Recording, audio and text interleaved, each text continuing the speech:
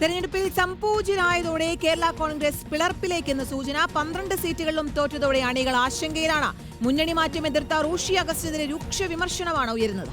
UDF-ൽ പോകണമെന്ന നിലപാടിലാണ് ജോസ് കെ മാണി അനുകൂല വിഭാഗം. ഒരു വിഭാഗം LDF വിട്ടേക്കുമെന്നും കേൾക്കുന്നു. കൂടുതൽ വിവരങ്ങളുമായി സജോ ദേവസ്യാണ് ചേരുന്നത്. സജോ, 12-ൽ 12 തോറ്റു. Party chairman Jose K Mani പാലായിൽ തോറ്റു. കേരള കോൺഗ്രസ് എം രൂപീകരിച്ചതിന് ശേഷം അവരുടെ സാന്നിധ്യമില്ലാത്ത ആദ്യ നിയമസഭയാണ് ഇത്തവണത്തേത്. പാർട്ടിക്കുള്ളിൽ എന്താണിപ്പോൾ നടക്കുന്നത്? ഇപ്പോൾ UDF-ലേക്ക് പോകാമെന്ന് വിചാരിച്ചാൽ തന്നെ പഴയൊരു വിലപേശൽ ശേഷിയൊന്നും ഇനി ഇല്ലല്ലോ.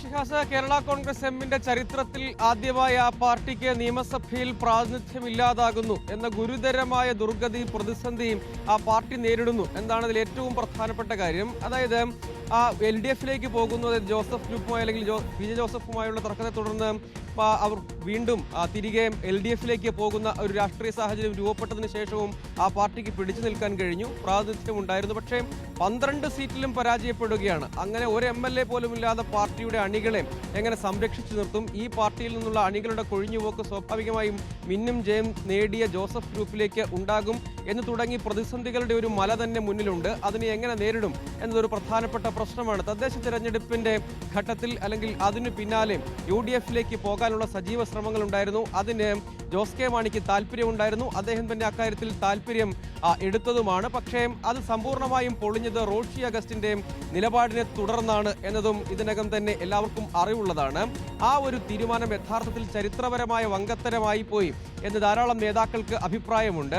അതായത് ഇനിയിപ്പോൾ വളരെ വേഗത്തിൽ UDF-ലേക്ക് പോവുക എന്നത് അത്ര എളുപ്പം പ്രായോഗികമല്ല. UDF തന്നെയും അങ്ങനെ ഒരു വരവിനെ വളരെ വേഗത്തിൽ സ്വാഗതം ചെയ്യാൻ പോകുന്നില്ല. അതിൻ്റെതായ സമയമെടുക്കുകയും ചെയ്യും. മറ്റൊരു ഓപ്ഷൻ എന്നത് നേതാക്കളുടെ കൊഴിഞ്ഞുപോക്ക് ജോസഫ് ഗ്രൂപ്പിലേക്ക് ഉണ്ടാകാനുള്ള ഒരു സാധ്യതയാണ് എന്ന് തുടങ്ങി ആ പാർട്ടിയിൽ ഇതിനെ ചൊല്ലിയുള്ള തർക്കങ്ങൾ രൂപപ്പെടും. അത് ഇപ്പോൾ തന്നെ പല നേതാക്കളും ഒളിഞ്ഞും തെളിഞ്ഞുമൊക്കെ പ്രകടിപ്പിക്കുന്നുണ്ട്.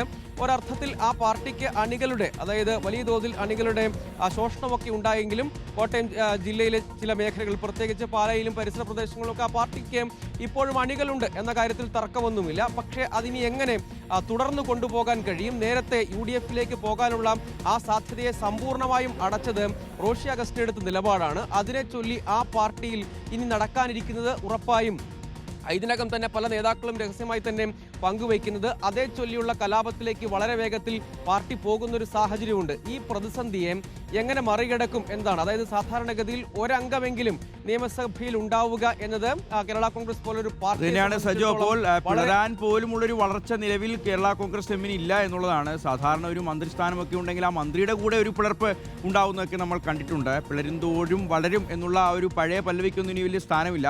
അപ്പോൾ ഒരു കാര്യം കൂടി ഉണ്ടല്ലോ സജോ ഇപ്പോൾ പറഞ്ഞു വന്നത് തന്നെയാണ്. അതായത് കേരള കോൺഗ്രസ് ജോസഫ് വിഭാഗത്തിനുണ്ടായ ഒരു വലിയ നേട്ടം, 8-7 സീറ്റുകൾ നേടി. ഇന്നലെ ജോസഫിന്റെ തന്നെ ഒരു പ്രതികരണം ഉണ്ടായിരുന്നു. നിങ്ങൾക്ക് ഇവിടേക്ക് സ്വാഗതം, ഇവിടേക്ക് വരാം, യഥാർത്ഥ കേരള കോൺഗ്രസ് ഞങ്ങളാണ്, കേരളം അത് അംഗീകരിച്ചുവെന്ന്. അപ്പോൾ ഇത്തരത്തിലുള്ള പ്രതികരണങ്ങളൊക്കെ വരും ദിവസങ്ങളിൽ ഈ കേരള കോൺഗ്രസുകൾക്കിടയിൽ നടക്കുന്ന ഒരു ചലനം, ചർച്ചയൊക്കെ ഏറെ നിർണായകമാണ്, കൗതുകമുണ്ടാക്കുന്നതുമായിരിക്കും.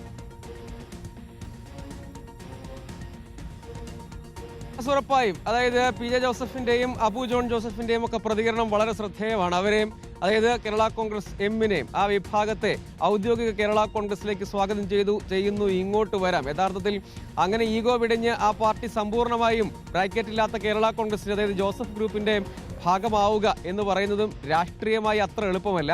ജോസ് കെ മാണിയെ സംബന്ധിച്ചിടത്തോളം PJ ജോസഫിന്റെയും മകന്റെയും മോൻസിന്റെയും ഒക്കെ നേതൃത്വം അംഗീകരിച്ച ആ പാർട്ടിയിലേക്ക് പോവുക, അതിനപ്പുറം പക്ഷേ ചില മധ്യസ്ഥ ശ്രമങ്ങൾക്കൊക്കെയുള്ള സാധ്യതയുണ്ട്. പക്ഷെ അതിനുള്ളൊരു രാഷ്ട്രീയ സാഹചര്യം യഥാർത്ഥത്തിൽ ഇപ്പോഴില്ല എന്നതാണ് ഒരു പ്രധാനപ്പെട്ട കാര്യം. പക്ഷെ അങ്ങനെ ഒരു സ്വാഗതം ചെയ്യുന്നത് സ്വാഭാവികമായും അതൊരു രാഷ്ട്രീയ നീക്കത്തിന്റെ കൂടി ഭാഗമാണ്. അതായത് കോട്ടയം ജില്ലയിൽ കൂടുതൽ ആഴത്തിൽ വേരുകൾ പടർത്തുക, കേരള കോൺഗ്രസ് എമ്മിന്റെ അണികളെ ഒരു പരിധിവരെയെങ്കിലും ജോസഫ് ഗ്രൂപ്പിലേക്ക് എത്തിക്കുക എന്നൊരു രാഷ്ട്രീയ നീക്കത്തിന്റെ ഭാഗമായുള്ള ഒരു പ്രതികരണം, ഒരു രാഷ്ട്രീയ പ്രതികരണമാണ് യഥാർത്ഥത്തിൽ ഉണ്ടായത്. അതിനും അപ്പുറത്തേക്ക് പ്രായോഗിക തലത്തിൽ എന്തെങ്കിലും ഒരു ചർച്ച നടത്തി ആ പാർട്ടിയിലുള്ള ഒരു വിഭാഗം ആളുകളെ സമ്പൂർണ്ണമായി അടർത്തുക എന്നതിനപ്പുറത്തേക്ക് ഓരോ പ്രദേശത്തെയും പ്രാദേശിക നേതാക്കളെ അല്ലെങ്കിൽ മറ്റ് സന്നദ്ധരായ ഉൾക്കൊള്ളാൻ കഴിയുന്ന നേതാക്കളെ ഉൾക്കൊള്ളുക എന്നൊരു സമീപനമായിരിക്കും ജോസഫ് ഗ്രൂപ്പ് സ്വീകരിക്കുക.